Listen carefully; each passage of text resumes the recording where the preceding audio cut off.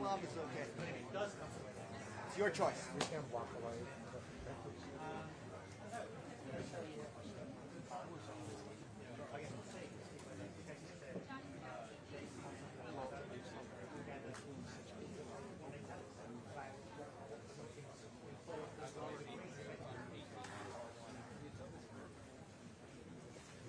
Sorry, sir, just to make you aware. Thank you.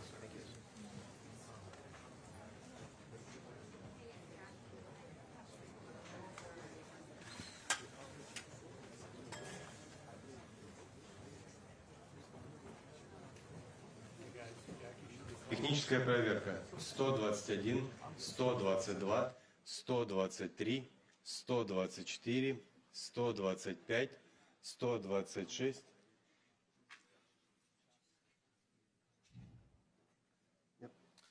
Good day. Just double checking our last minute translation booths, making sure everyone is getting everything as needed. Again, you should be having English in your English only modes. The floor will get both everything at the same time.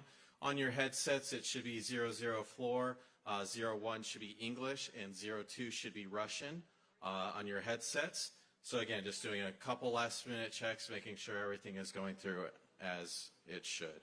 Thank you. Кремлевский пул, у вас все хорошо, все нормально? Камеры, покажите, пожалуйста, большой палец, что все нормально.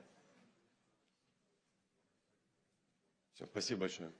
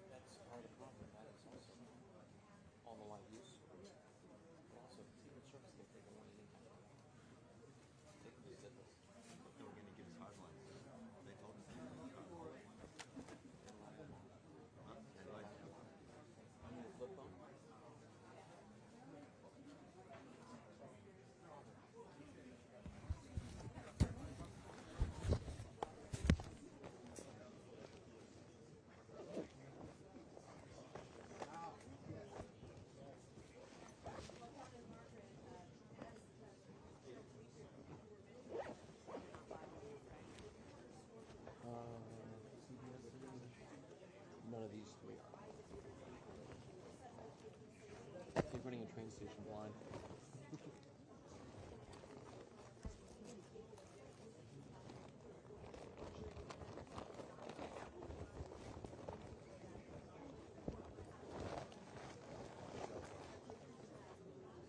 I already read all of that.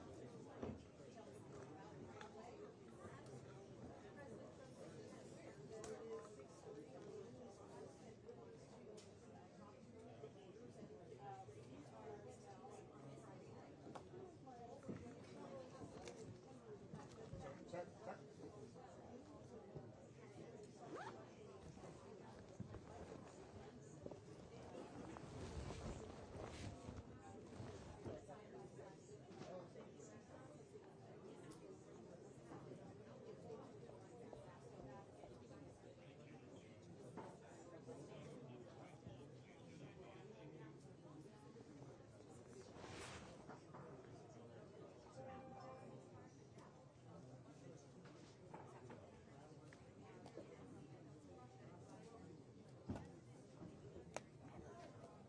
Volvo. Volvo. It's a 3G, 4G phone. Oh, yeah. It'll work better. You don't have the adapter? Can't break it now. Oh, I'm Bluetoothing into my thing, but thanks. no worries. I usually do a USB-C hardwire. Does that work on USB-C? Mm-hmm. Oh, So do the new cell phones.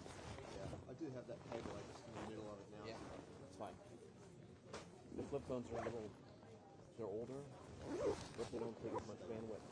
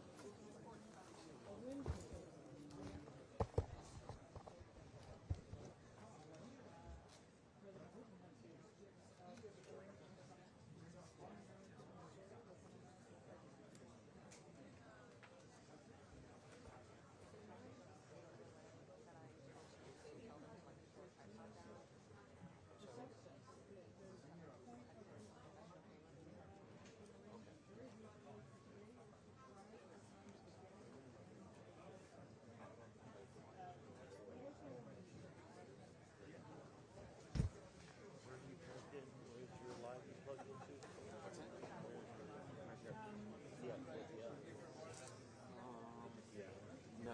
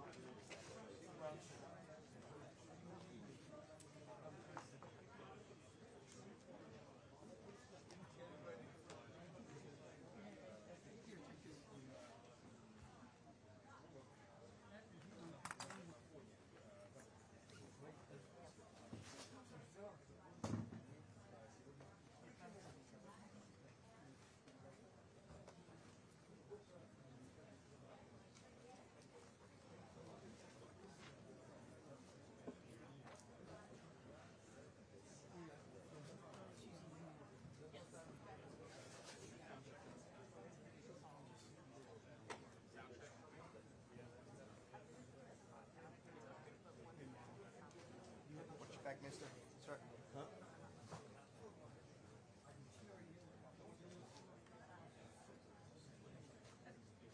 It's a losing fight.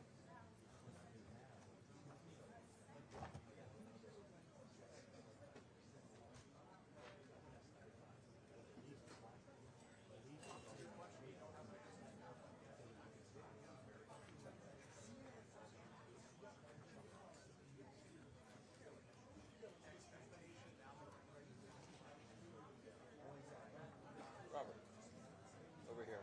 Mark, how do you Bluetooth into the mixer? Adapter 3? Yeah, yeah.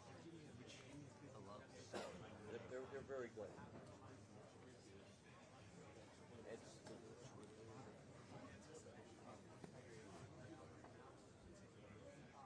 It's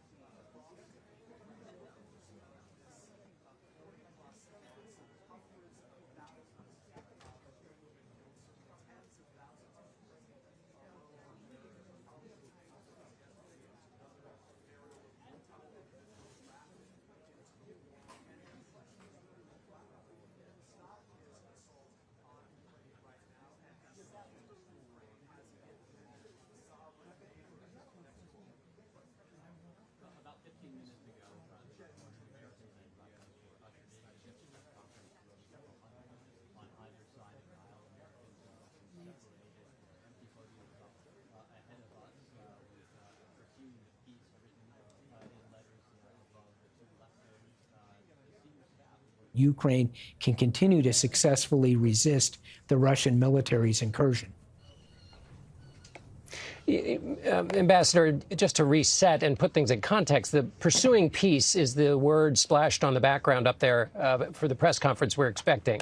Vladimir Putin could pursue peace by just stopping his invasion.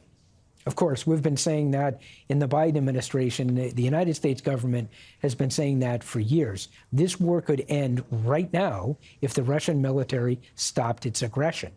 This is a war that was started by Putin without justification and has been waged in a brutal and aggressive way. It could stop today if Putin decided to do so. He hasn't made that decision. He is still pursuing his war aims. He has to be pressured to change his mind, and so far, the United States has not applied pressure to Putin to make that change. Ambassador, I want to ask you quickly, though, one thing that has changed in the language, particularly from the NATO Secretary General who joined me last Sunday, he started saying de facto versus de jure. I know that sounds like Latin gibberish, but he was talking basically about a diplomatic way to sort of say, OK, maybe hold on to some of that territory. We won't officially legally recognize it. We'll leave it up to negotiation in regard to what happens with withdrawal of troops. Tell us what we need to be listening for here when it comes to that eastern part of Ukraine. Well, particularly with the eastern part of Ukraine and the Donbass and Crimea, the president has, and his administration, President Trump, has suggested that the United States may be willing to go so far as to say, to concede, not only in fact does Russia control that territory, but that lawfully it is now part of the Russian Federation, which Putin claims. It's been the position of the West that the most that the West would concede for Putin is that there would be de facto recognition that, of course, the Russian military is occupying this territory, but not doing so lawfully. The key that we have to look for is that there's no concession by the administration that somehow Putin's aggression, his committing the war crime, the crime against peace, waging an aggressive war to seize territory, is going to be recognized by the United States government as a lawful acquisition of that territory. That would be an extraordinary thing. Help people understand why that would be an extraordinary thing, the global stakes of that, and the historical line that appears to cross, which is that sovereign nation. Oh, we see some reporters in the room standing. I don't want to. We may be very close, but what kind of a line that historically would cross in terms of the norm that boundaries of nations are supposed to not be, sovereign nations are not supposed to be attacked? Well, think about this, John. In 1990, Saddam Hussein invaded Kuwait. Iraq invaded Kuwait. The UN Security Council voted to authorize military force to expel Iraq from Kuwait because one nation can't invade another to seize that nation's territory. That was passed multiple resolutions by the UN Security Council. In the United States, President George H.W. Bush organized a large coalition of countries to expel Iraq from Kuwait and defend the proposition that aggressive war that's waged to seize another country's territory, cannot be accepted.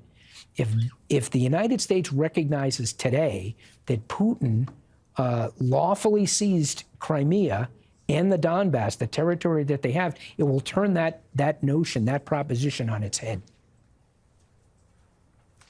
We know that envoy Steve Witkoff has entered that room, John. That's what that flurry of activity was. We're watching one by one some of these top advisors enter the room, which means the presidents are getting close, and we would expect questions to go to both leaders, Vladimir Putin and Donald Trump here. Ambassador Sullivan, what's the first question you would ask Vladimir Putin? Well, he's already been asked some questions, and we saw them some earlier today. You know, are you willing to He pretended he didn't hear. Exactly, he pretended he didn't hear. He understands English, and he heard. Are you willing today to declare that you will stop killing innocent Ukrainians? You'll stop the attacks on Ukraine. Will you stop today? President Trump has said that's his measure of success. Are you going to meet President Trump's standard? Just to update viewers on where we are, President Putin and President Trump have met for more than 2 hours. We have heard that they're done. We've seen President Putin certainly walking through the hallway. They are done with that portion of the day. We are awaiting the two presidents to step to the podiums for a joint press conference, and then they are, we understand, to have lunch, the broader meeting with more advisors after this press conference. But we are all here waiting for the two of them to walk out. It could happen really at any moment. And you see members of the audience there, both officials. There's Steve Witkoff walking across the room. Filtering in, as well as reporters popping up in anticipation. So we may very well be moments away. You know, we are reading every headline the Kremlin is putting out, and they are doing so furiously, John. And the Russian media, heavily influenced by the state there. The defense minister just told reporters he was in an excellent mood after the talks. From what we know, though, it's just the 3x3, the Secretary of State, and the president and Envoy Witkoff, who just walked across the screen. The military advisors who flew in, and that was a last-minute ad, as far as we know, they haven't joined the conversation. And that will be interesting. Do we hear at this podium that there is an announcement to keep talking and to speak about what a ceasefire looks like, and to have at that table not just the Secretary of Defense, not just the top military advisor to the president, but the supreme allied commander who also commands U.S. troops? That's a very big statement to reassure Europe as well. Right. And also what will be interesting is how much weight they offer. In other words, you and I talked about this earlier, analysts saying that Putin will be convinced to move away from his previous positions by a credible, essentially, threat from the U.S. And are the military advisors there to carry that out, or is it a part of another part of an inducement? One of the things I'm watching for in this press conference is President Trump, in many world leader press conferences, will continue the negotiation in public and try to lock in some gains by saying things in public and essentially asserting that the rival or the alternate world leader has already agreed to them. It's not a sign of respect, but it is effective. And we'll see which of the two, if he engages in any of that today. What we're seeing here, again, this is all Russian media. The White House is not really sharing any information. We cannot verify this. But what the Russian press is putting out in Russian language is saying that the U.S. and Moscow have prepared documents to restore direct air communication with the United States. The Russian ambassador is here and talking to press and talking about normalizing diplomatic relations, such as returning confiscated diplomatic properties. There's really valuable property throughout this country. Notably, nothing about anything yet from the Russians about Ukraine. Not in these statements so far. And explain to people what those statements are about. They're shaping the environment in which events are going to take place. Absolutely. So saying we got something for coming here, but another caveat, emphasize that there are no major breakthroughs yet. So changes in visa negotiations. So it sounds like some of the U.S.-Russia business may be handled here, but the big issue, Ukraine and the future of European security, we aren't seeing anything from the Russian narrative come out so far. Nancy Cordes, who is there in the room as we all await. Oh, that's Lavrov, is it? Yes. Yes, Sergei Lavrov, the Russian foreign minister, taking his place. Nancy, the American officials, can you see them? What's their posture? Yes, we see the president's White House Chief of Staff, Susie Wiles, has entered the room. The Secretary of Treasury, Scott Bessent, is here as well. The Secretary of Defense, Pete Hegseth, Secretary of Commerce, Howard Lutnick, the White House Press Secretary, Caroline Leavitt. So this is an obvious indication, John, that the time for the actual press conference is drawing near. They haven't given anything away. We've been trying to read whatever we can into their comings and goings. But the reality is, A, we don't know what the president plans to announce, and B, we don't know if he's going to announce what the Europeans and the Ukrainians are waiting to hear, which is that Russia has agreed to or moved closer to a ceasefire after 3.5 years of war. And we've been told that we're in under 2 minutes, probably under a minute now, before the two presidents take the podium. Everybody is aligned in the room. Is that Marco Rubio? Yes, Secretary of State Rubio, who during his time in the Senate, John, you know this well, longtime Russia hawk, has been a longtime supporter of Ukraine, but is now fully behind the president's policy. And we have to hear what the specifics of it are. But he has been trying to reassure European allies that Ukraine's future won't be carved up at a table in Alaska, but rather at a future one between Ukraine and Russia, where they at least have a negotiation themselves. Senator Rubio, highly critical of previous American presidents, usually in the other party, in measuring the gap between their rhetoric and the actual strength of their opposition to the Putin regime. So it'll be interesting now that he's got a handle of that brief himself. And fortunately, you'll be talking to him on Sunday. So there's much to discuss. Well, certainly. And the Treasury Secretary, Scott Bessent, is sitting there. As we were hearing from Samantha Vinograd, you know, one of the main weapons used by the United States, because we are not, the United States is not party to the war in Ukraine, but they have unleashed at least a good part of the strength of the U.S. dollar and financial system to hurt Vladimir Putin in the pocketbook. But one of the results of that has also been that Vladimir Putin has grown a lot closer to Xi Jinping of China, one of America's, really America's #1 adversary, according to the Trump administration's worldview. And that is something that President Trump has said he would like to end. We see them now, Vladimir Putin and President Donald Trump taking the podiums.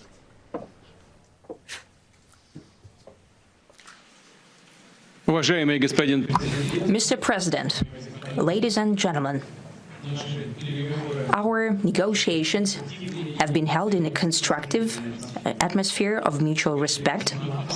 We have very thorough negotiations that were quite useful. I would like to thank once again my American counterpart for the proposal to travel out here to Alaska. It only makes sense that we've met here because our countries, though separated by the oceans, are close neighbors. So when we've met, when I came out of the plane and I've said, "Good afternoon, dear neighbor. Very good to see you.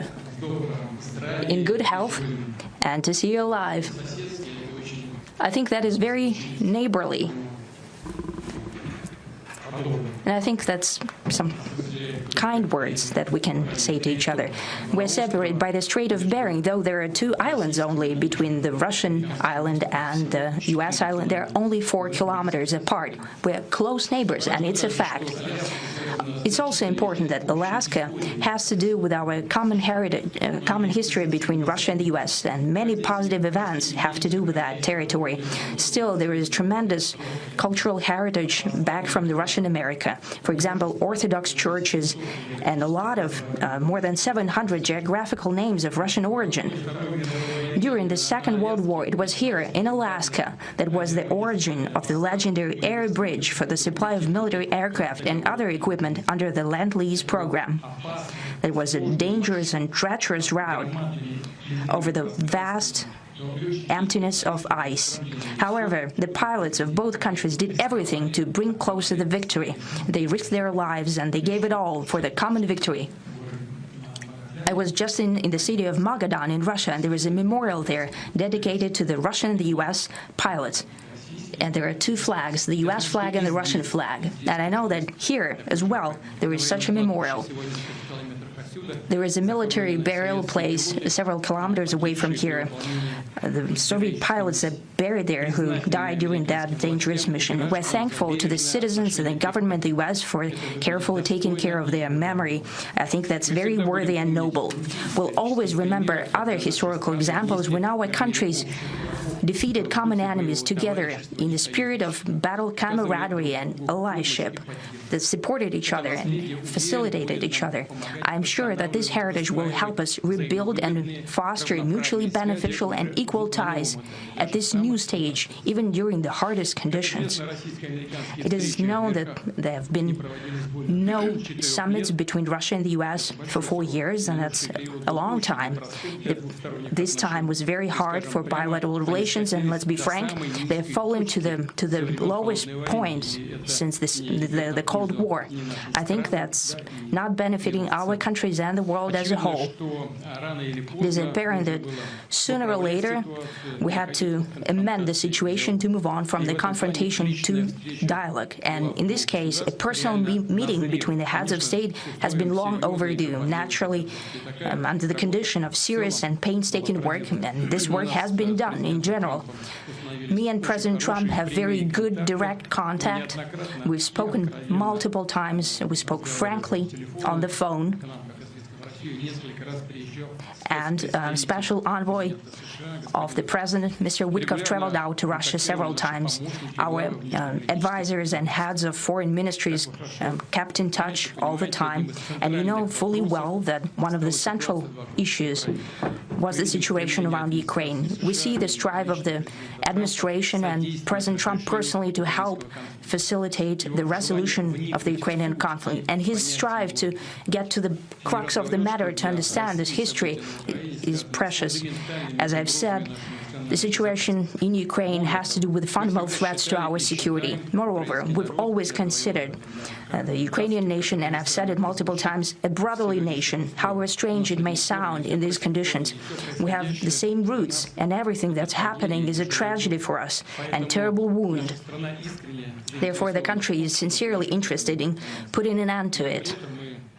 At the same time, we're convinced that in order to make the settlement lasting and long-term, we need to eliminate all the primary roots, the primary causes of that conflict. And we've said it multiple times, to consider all legitimate concerns of Russia and to reinstate a just balance of security in Europe and in the world on the whole. And I agree with President Trump, as he has said today, that naturally the security of Ukraine should be ensured as well. Naturally, we are prepared to work on that. I would like to hope that the agreement that we've reached together will help us bring closer that goal and will pave the path towards peace in Ukraine. We expect that Kiev and European capitals will perceive that constructively and that they won't throw a wrench in the works. They will not make any attempts to use some backroom dealings to conduct provocations to torpedo the nascent progress.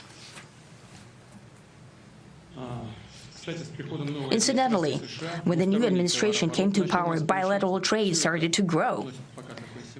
It's still very symbolic. Still, we have a growth of 20%. As I've said, we have a lot of dimensions for joint work. It is clear that the U.S. and Russian investment and business cooperation has tremendous potential. Russia and the U.S. can offer each other so much in trade, digital, high-tech, and in space exploration. We see that Arctic cooperation is also very possible, and our international context, for example, between the Far East of Russia and the West Coast of the U.S. Overall, it's very important for our countries to turn the page, to go back to cooperation. It is symbolic that not far away from here, at the border between Russia and the U.S., there is a so-called international date line. I think you can step over, literally, from yesterday into tomorrow. And I hope that we'll succeed in that, in political sphere. I would like to thank President Trump for our joint work, for the well-wishing and trustworthy tone of our conversation. It's important that both sides are result-oriented, and we see that the President of the U.S. has a very clear idea of what he would like to achieve. He sincerely cares about prosperity of his nation. Still, he understands that Russia has its own national interests. I expect that today's agreements will be the starting point, not only for the solution of the Ukrainian issue, but also will help us bring back business-like and pragmatic relations between Russia and the U.S. And in the end, I would like to add one more thing. I'd like to remind you that in 2022, during the last contact with the previous administration, I tried to convince my previous American colleague that the situation should not be brought to the point of no return when it would come to hostilities. And I said it quite directly back then that it's a big mistake. Today, when President Trump saying that if he was the president back then, there will be no war. And I'm quite sure that it would indeed be so. I can confirm that. I think that overall, me and President Trump have built a very good, businesslike and trustworthy contact. And I have every reason to believe that moving down this path, we can come, and the sooner the better, to the end of the conflict in Ukraine. Thank you. Thank you. Well, thank you very much, Mr. President. That was very profound, and I will say that I believe we had a very productive meeting. There were many, many points that we agreed on, most of them, I would say, a couple of big ones that we haven't quite gotten there, but we've made some headway. So there's no deal until there's a deal. I will call up NATO in a little while. I will call up the various people that I think are appropriate, and I'll, of course, call up President Zelensky and tell him about today's meeting. It's ultimately up to them. They're going to have to agree with what Marco and Steve and some of the great people from the Trump administration who've come here, Scott and John Radcliffe. Thank you very much. But we have some of our really great leaders. They've been doing a phenomenal job.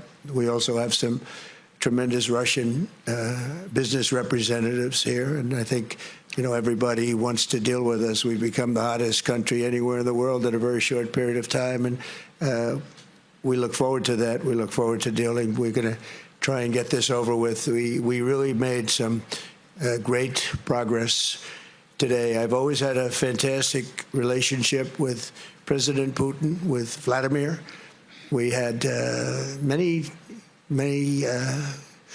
tough meetings, good meetings. We were interfered with by the Russia hoax. That made it a little bit tougher to deal with, but he understood it. I think he's probably seen things like that during the course of his career. He's seen it all.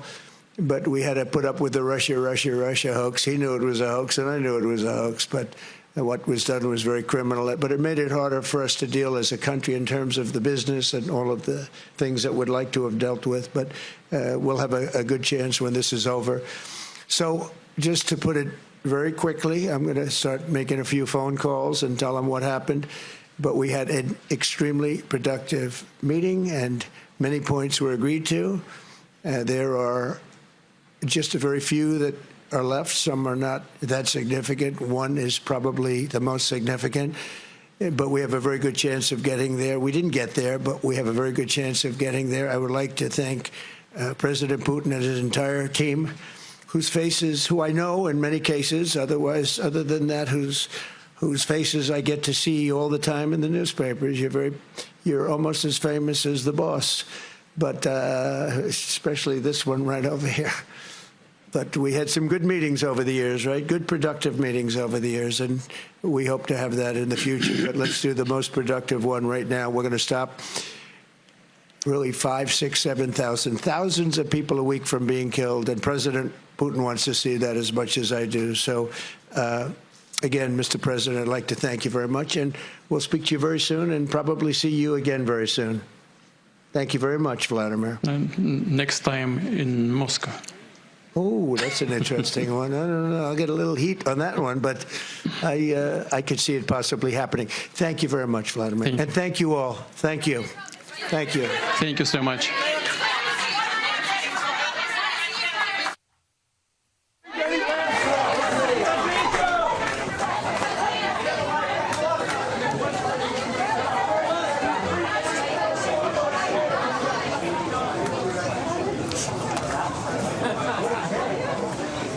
That concludes the press conference with President Trump and President Putin, in which they took no questions from the press.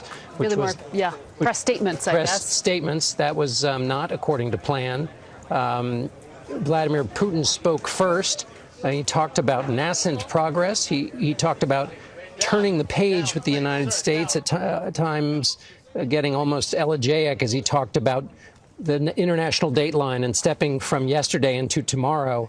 But with all of that, he gave nothing away in terms of any progress that might have been made on the key key questions, and neither did President Trump, who said he has a fantastic relationship with President Putin, whom he called Vladimir. Thank you very much, Vladimir. He basically ended his remarks by saying he said there had been progress, but he wouldn't say on what. And he did say that there is one very significant issue that remains outstanding. He gave no indication of that. And I now turn to Margaret Brennan, who is with me. The president also said he would check in with NATO and Vladimir Zelensky. But on that one question that remains outstanding, he says very big. What do you assume that is?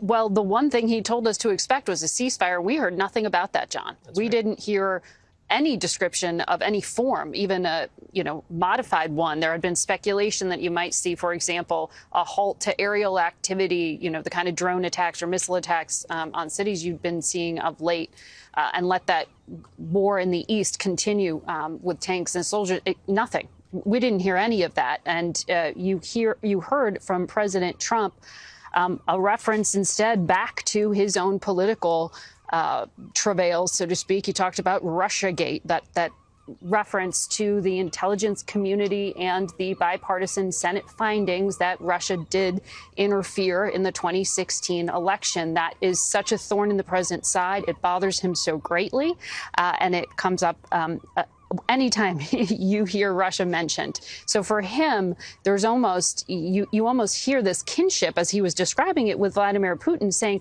well, he understood it was a hoax. Right. I knew it was a hoax. All the intelligence officials were wrong. One of the many ways he was testifying to the strength of their relationship. Nancy Cordes is in the room. Nancy, you didn't get a question, but then again, nobody else did either. Right, and therefore you can't really call that a press conference.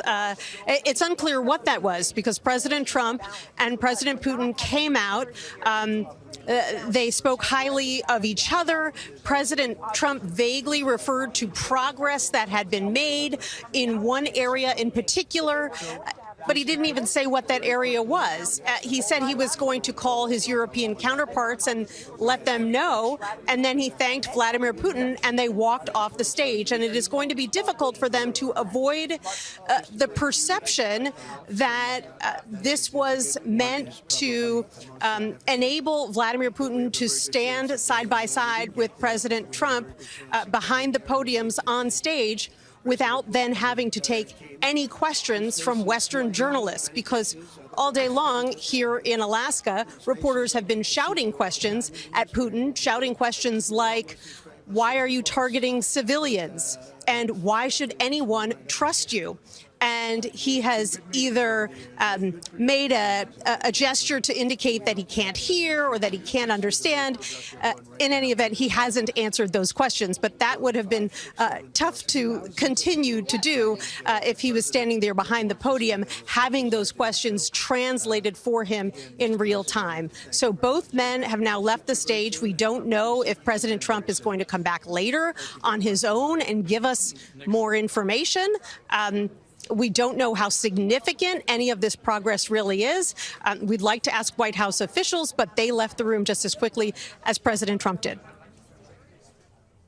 And what Nancy is describing there, John, is just a continuation of the breaking of the norms that we have seen. One thing of note, it is traditional for the host country, their leader, to speak first when you are bringing in a foreign leader. It was also interesting to see President Trump defer to President Putin and say, no, you go first. And it was almost, as you were watching his face, like he was hearing for the first time some of the things Vladimir Putin was saying, listening to hear a direction there.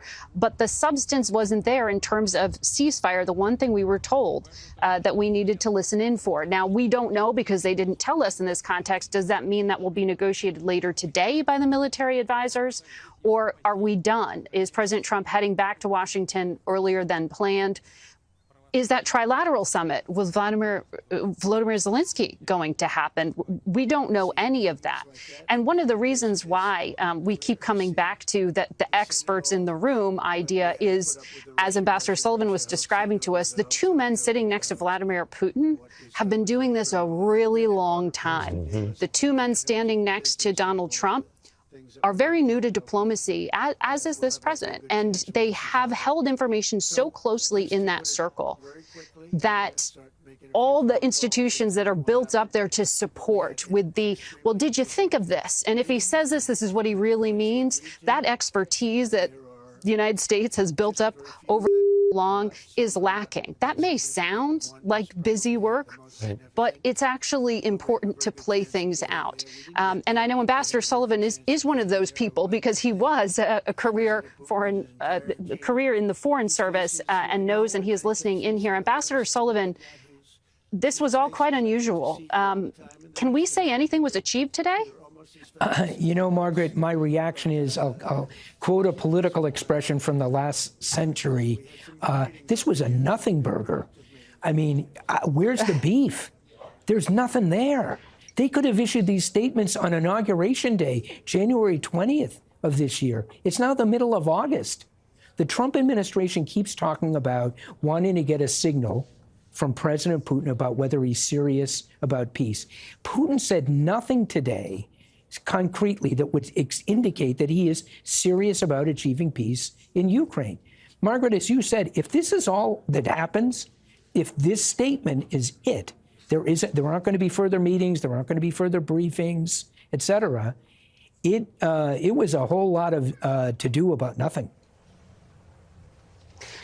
But we had heard from the president he'd know in the first 2 minutes, John, whether a deal was possible. They talked for two and a half hours or more. And I don't know the answer to this. Right. We certainly didn't get the answer to that from what we just saw. You can imagine a range of possibilities. One is, as the president said, no, there isn't a deal until there's a deal, which is to say nothing is decided until everything's decided, to use another political phrase. So it could be thorny issues to go, but they made progress. One thing that hasn't yet happened is Vladimir Putin got the extremely warm welcome, and he got the very cordial treatment by the president, as Margaret outlined, in this experience that took place in front of the press. We don't dare call it a press conference. What didn't yet happen, I don't think, is President Trump did not repeat some of the talking points that Vladimir Putin has offered about who started the war, that kind of thing. And that was, in terms of the fears, Ambassador Sullivan, that the Europeans would have had. First of all, what's your interpretation of how they read this? But also, they were worried that he would come out with an agreement, President Trump would agree to something that really put Ukraine in a bad position. That has not yet happened. Sure. So the downside, the major downside has been avoided. But if we take President Trump at his word that he would know in the first few minutes whether President Putin was serious about peace, the fact that they met for 2.5, maybe 3 hours, and now have this press conference, is that an indication that President Trump believes that Vladimir Putin is seriously interested in peace in Ukraine? I've seen no evidence to support that proposition. It may be the president's intuition, but there's no evidence to support that. In fact, all the evidence is to the contrary. And we want to bring back into the conversation CBS News national security contributor Samantha Vinograd. Sam, President Trump has been speaking quite a lot about what he wanted out of this meeting today. He said there would be big consequences if Vladimir Putin didn't do what he wanted. And we know that was ceasefire. So we heard nothing about consequences for failing to achieve either. It's hard to know if this was a way of avoiding saying, I can't get a deal here, or is something else? Is there a strategy that you can discern from this? I can't quite discern a strategy. Ending a war certainly does take time, which is something that President Trump did not seem to recognize on the campaign trail over the last few months when he said he could end this war quickly. And I agree wholeheartedly with Ambassador Sullivan that this was a nothing burger when it comes to a ceasefire arrangement for Ukraine. But it wasn't a nothing burger when it comes to Vladimir Putin's objectives more broadly. Vladimir Putin got the red carpet welcome in Alaska. And as you just articulated, Margaret, no new sanctions have been announced on Russia. We heard nothing about additional secondary tariffs, for example, on China, the largest customer of Russian oil. And so Vladimir Putin has successfully continued the stalling game that he's been playing for months, in which President Trump threatens to punish Putin even more strongly than the current architecture, and then Putin moves the goalposts yet again. So that's a big takeaway for me from this summit. Vladimir Putin walks away having met some of his objectives while the fighting continues on in Ukraine, and this war of attrition, which Putin is very willing to continue fighting, is ongoing. We heard nothing about any kind of stall in fighting whatsoever. So I do think Vladimir Putin is walking away from this summit feeling like he scored some major wins. Well, one of the things Vladimir Putin said in his remarks that were translated was, I hope the Europeans won't torpedo our nascent progress. And he talked about Russia as if it were the victim here, as if it didn't launch that full-scale invasion in 2022, and as if it didn't start the invasion back in 2014. As to your point there, Sam, as you're talking about shaping narrative and Vladimir Putin walking away looking as if he's achieved something, those assertions by him were not challenged by President Trump. And it brings to mind, of course, the instance in which President Trump did challenge assertions when Volodymyr Zelensky was in the Oval Office. He left him no quarter when he suggested, from hard-won experience, that Vladimir Putin couldn't be trusted, a position that President Trump then later came to, publicly expressing his disappointment with President Putin for having constantly told him or appeared to be moving towards a peace and then increasing the bombing. But there was fact-checking, to use a term from our business, in the meeting with Zelensky. Nothing of that today. And there was immediate consequence. There was that shutoff for a brief period of time of U.S. intelligence sharing and military aid for Volodymyr Zelensky. We have not heard consequence here. There is, over in the Capitol, a big sanctions bill teed up, ready to go as soon as President Trump says go, that would have the weight of law behind it, but it would hit China, someone President Trump's trying to negotiate with. It would do other things that hurt Russia. There are tools he could use if he wanted to. Let's bring in senior foreign correspondent Deborah Patta. Deborah, how do you think Volodymyr Zelensky is receiving what we just watched and or other European leaders? Well, interestingly, John, there's been no word from President Zelensky up until now. He's probably waiting for that call from President Trump to hear exactly what it is that they discussed. And he said, interestingly, in his remarks, that he was going to take this to the European leaders and to Zelensky to see what they thought of it, that ultimately it would be up to them to decide. Before this summit began, Zelensky did comment, and very interestingly, he reminded the world of the most important thing as far as Ukraine is concerned, that this war continues, that there were strikes today in Sumy, he said, in Dnipro, in Zaporizhia, and also in Kherson, that the war has not stopped. He reminded everyone that Ukraine is ready to work productively to end the war, but that they are counting on a strong position from America. Everything, Zelensky said before this meeting, will depend on America. The Russians factor in American strength, he said. Make no mistake. They're going to continue coordinating with their partners in Europe and preparing for an upcoming discussion, and that Russia must end the war. That is the constant refrain that you hear from Ukraine, and nothing has really changed there. And I think that President Zelensky will think that this is probably what he expected. They didn't have very high hopes for this. They've been dealing with President Putin for this entire duration, more than 3.5 years of war and prior to that. And this is something that they weren't even considering would be factored in today, that there would be a ceasefire announced. Deborah Patta, thank you. Margaret, you are in constant touch with the Ukrainians. What's your sense of how the ambassador in Washington feels about this, or others, how they would have read this? I've been reaching out to many of them, and so far they have not yet heard from the president. He said he was going to call some European leaders as well as Volodymyr Zelensky. They don't yet know. We may hear in the next few hours their take. Perhaps there was something in the room that was not shared with us. But we know President Trump has put together, remember that minerals agreement? A lot of that rich territory is in the East. So this interest in carving it up, or this interest as to why the Treasury Secretary was in the room, we don't know a lot of that detail just yet. And to remind viewers, we don't know any detail about anything. There is nothing but pleasantries and polite remarks between the two leaders, but there was absolutely no detail about any of the key questions for which the two men came to Alaska and brought all of their senior advisors.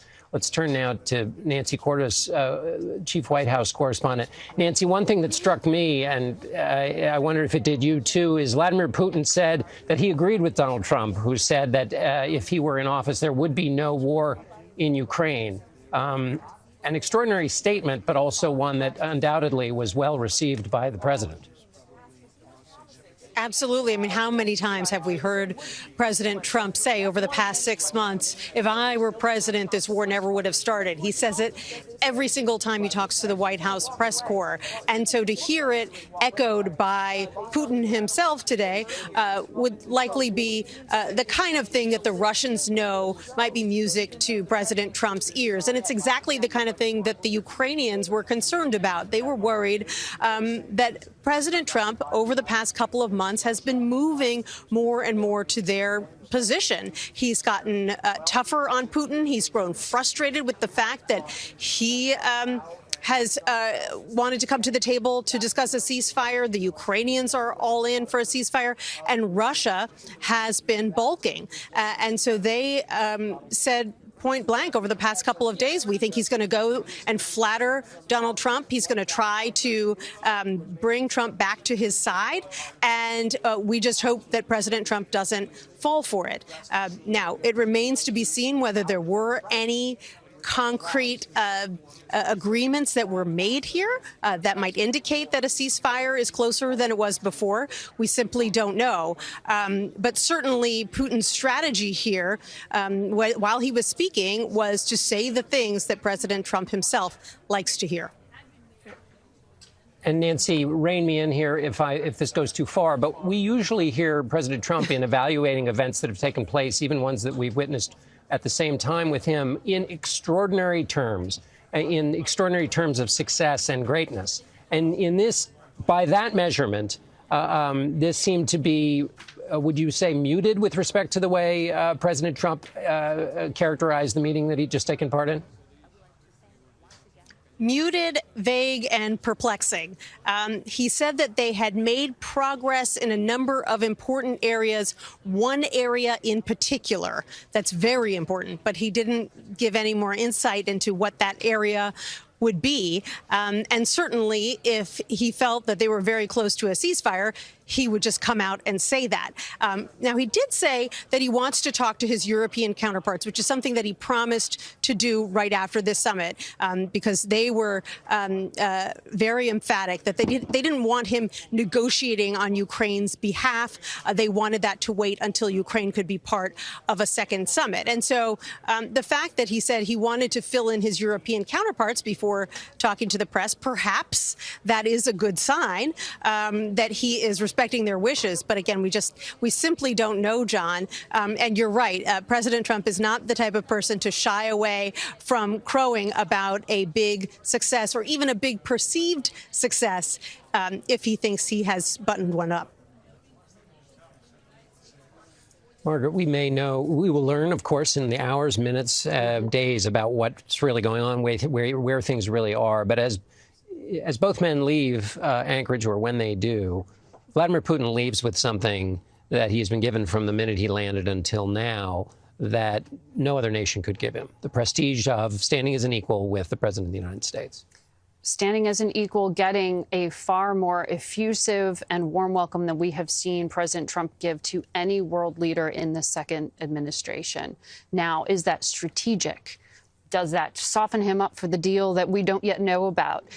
Does this give him the respect that he so desires? One of the things that I thought was interesting is, in order to prep himself ahead of this meeting on the plane ride here, President Trump turned to one of Vladimir Putin's closest friends, to the degree he has them, and that is another dictator from Belarus, the place where Russian troops stage before they invade Ukraine, praising him as a great leader, someone who is a massive human rights abuser and under U.S. sanctions. So he was thanking the person who had helped as a back channel set up this meeting, praising him. What kind of preparation went in for him in that room today for the foreign policy experts out there, they did breathe a sigh of relief to see that the Secretary of State, who has been more sort of strong in his language in support of Ukraine, was there by his side. He is the one who's been coordinating with the Europeans. There was the strategy of bringing in these military advisors, including the Supreme Allied Commander. And I have said that a few times now, but that is a powerful statement because NATO sees Russia as the prime threat for all of Europe right now. And so you have people who are very clear as to what Vladimir Putin has done there with the president, but he was not clear in his remarks in the way that they would have been. And so we will continue reporting on this, as you can imagine, in the coming days. Former Russian ambassador to Russia, Sullivan, your final thoughts on this? Well, if this is all there is, if there's nothing else that has either been agreed to or further meetings, Putin not only got the benefit of the red carpet treatment, but he's tapped the President Trump along again, to use President Trump's expression. How is President Trump now going to, without a ceasefire, he was threatening to impose massive sanctions. After this press conference, how can the president go back to that? It's very difficult to see that happening. I think this is just part of a delay strategy by Putin to keep the war going. All right, Ambassador Sullivan, thank you so much. That President Trump and Russian President Putin gave a short press conference and took no questions, so it wasn't really a press conference at all. They met for about 3 hours earlier today, just moments ago. Both President Trump and Putin called today's summit productive, but we did not hear anything concrete that came out of the talks. President Trump said he will call Ukrainian President Zelensky to report on the meeting. Our coverage continues on CBS News 24/7. And for those of you in the West, there will be more on the CBS Evening News. This has been a CBS News Special Report. I'm John Dickerson with Margaret Brennan in Anchorage, Alaska.